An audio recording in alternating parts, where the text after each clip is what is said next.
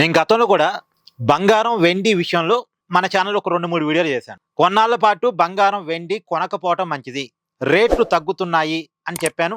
ఇప్పుడు అదే కనపడుతుంది. సరే, ఇంట్లో అవసరాలుండి ఇంట్లో శుభకార్యాలుండి కొనుక్కుంటే అది వేరు, అవసరానికి కొనుక్కుంటే వేరే విషయం. కానీ ఇన్వెస్ట్మెంట్ కోసం కొనుక్కునే వాళ్ళైతే కొన్నాళ్ళు ఆగటం మంచిది అని నేను చెప్పాను. ఇప్పుడు అదే నిజమానం కనపడుతుంది. భారీగా తగ్గుదల.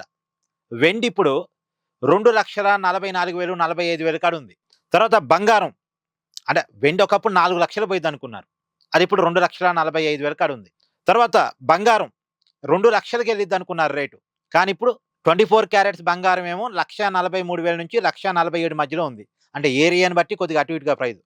హైదరాబాద్లో ఒక రేటు, బెంగళూరులో ఒక రేటు, చెన్నైలో ఒక రేటు, విజయవాడలో ఒక రేటు, కొద్దిగా అటు ఇటుగా 1,43,000 నుంచి 1,47,000 మధ్య ఉంది 24 క్యారెట్స్. అదే 22 క్యారెట్స్ అయితే 1,33,000 నుంచి 1,37,000 మధ్య ఉంది. అంటే 22 క్యారెట్స్కి 24 క్యారెట్స్కి ఒక 10,000 డిఫరెన్షియేషన్ కనబడుతుంది. సో ఇంకొన్నాళ్ళు బంగారం వెండి విషయంలో చూడటం మంచిదేమో. ఇప్పుడైతే కొంతమంది చెప్తున్నారు ఇక తగ్గేంత తగ్గింది, ఇంకా తగ్గకపోవచ్చు, మళ్ళా పెరిగిద్ది, కొనేవాళ్ళు కొనుక్కోండి అని చెప్తున్నారు. బట్ ఎందుకైనా బెటర్ 1-2 సార్లు చెక్ చేసుకోవడం బెటర్. మార్కెట్ ప్రైజెస్ చూడాలి ఏం జరుగుతుంది. Please do like, share and subscribe this channel.